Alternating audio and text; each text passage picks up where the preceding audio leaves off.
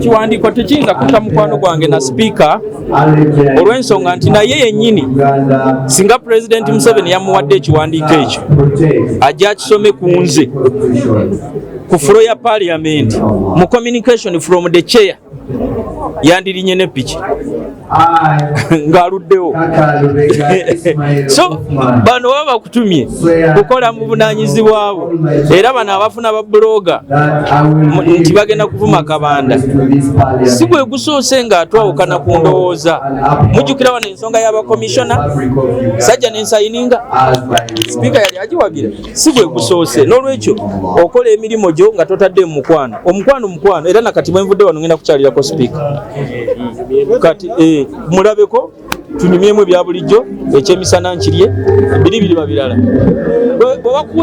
Bw'obanga oli kooki era nze nja kumusaba ekintu kimu n'abalala, kooki bw'agamba nti ofunye eyinja lefuluma mu kisaawe tolemerako.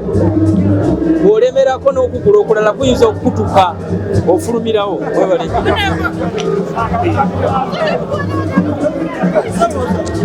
Naye n'ensonga endala, Toyota abadde wano ng'azze kwerekera muganda we ayine Godfrey Kaguta gomumanyi nga Sodo, kati bwamusanzeewo n'amugamba mperekera. So bwe yandimugambye nti jangu mperekereko wano yandigamba nti leka ntayi tosobola kumudduka.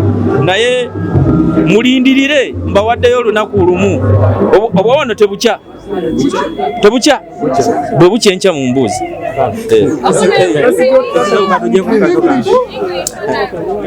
I don't remember what you asked. Ekiwandiiko tekiyinza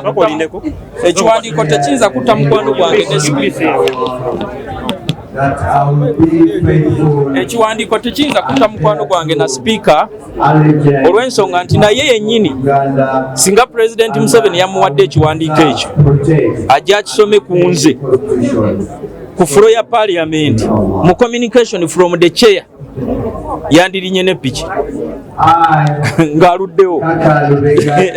So bano baba bakutumye kukola mu bunaanyizibwa bwo, era bano abafuna ba bloga nti bagenda kuvuma Kabanda si gwe gusoose ng'atwawukana ku ndowooza.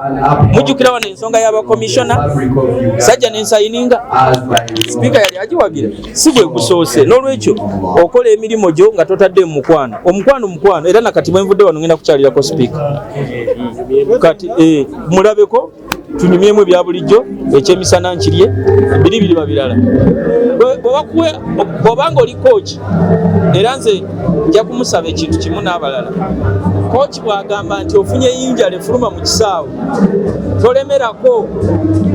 Bw'olemerako n'okugula okulala kuyinza okukutuka ofulumirawo.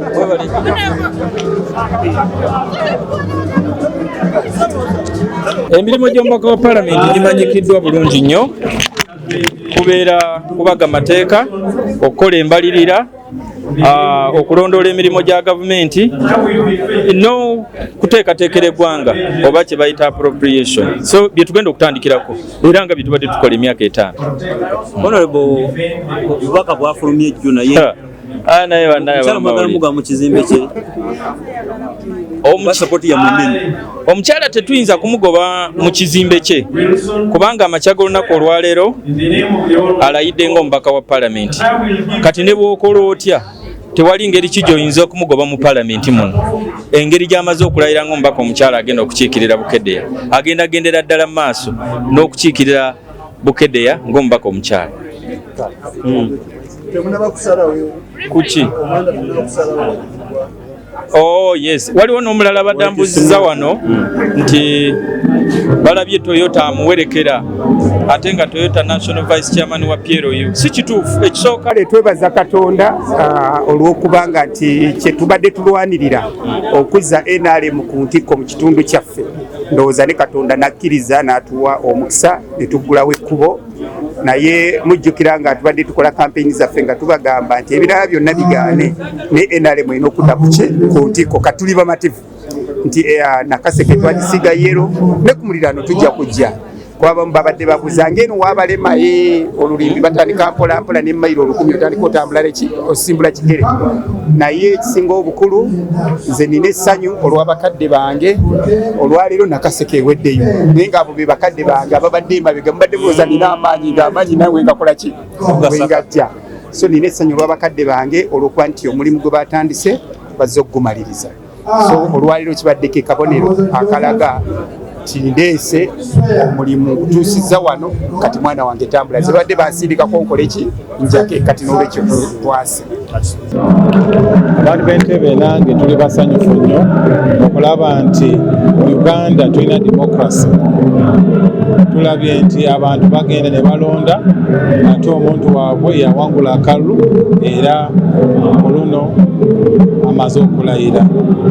Nja kutegeeza abantu bange abali Entebbe municipality tugenda kukola wamu, tugenda kukola ffenna nga tetusosodde.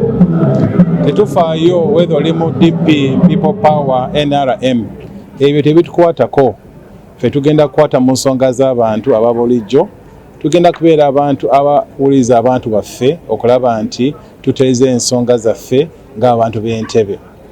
Tugenda kulaba nti manifesto ya NRM tugenda gisupervisinga okulaba nti program za gavumenti, emyoga, PDM byonna bitambula bulungi era ndi musanyufu okubeera nammwe ku nsonga eno.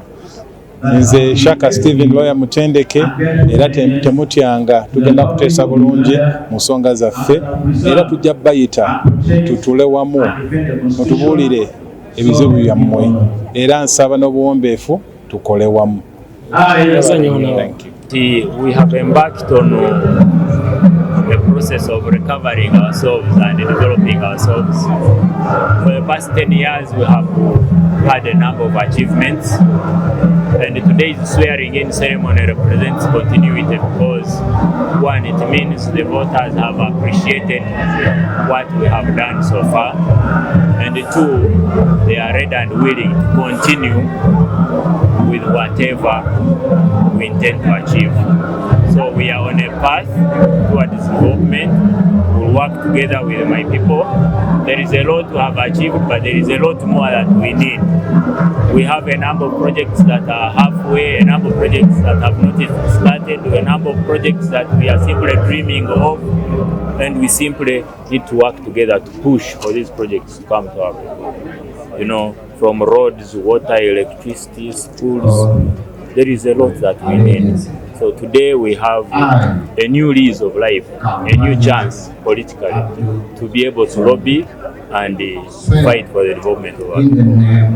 That's what it means today. Recently, the mukiriziganye oluzungu luki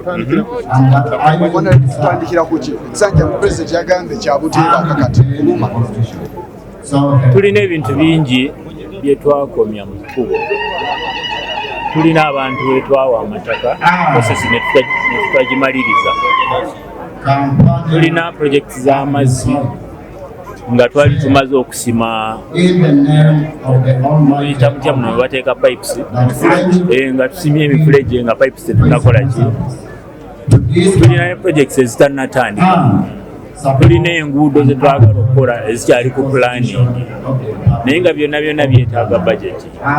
Tulina amasomero ge twali tusayinize contracts nga Ministry of Education maze okusayininga ne bacontractor naye nga tebannafuna ssente kutandika kukola ki. So tugenda kutandikirawo okudduka bunnambiro okunoonya ssente zino tulabe nga bacontractor badda ku ground okukola emirimu n'abantu batandika okulaba nti no development ekola ki enkulaakulana etambula egenda mu maaso. Finally, you come from Bunyoro sub-region where oil is okay. You come from that region where there is high unemployment. How are you going to address that problem? Of course, we have concerns as a nation regarding unemployment, but as government policy is intended towards developing us uniformly, we have embarked on a process of building industrial parks in order to attract investors into the different regions. Right now, as Toro sub-region, we have designated areas particularly in Chirigegwa district where I come from, where we believe we should build an industrial park. If that could take off, and it's going to be one of the battlefields that I'm going to focus on, if we can achieve that, we can be sure that as a region, it will have a very big bearing on the employment gap in the area. So it's one of the dreams that I intend to fight for. But of course, I'll have to work with my fellow leaders. It's not something I can carry alone. I have other colleagues in the region. From all the districts of Toro sub-region, we need to work together to make sure that this is achievable for us. Thank you very much.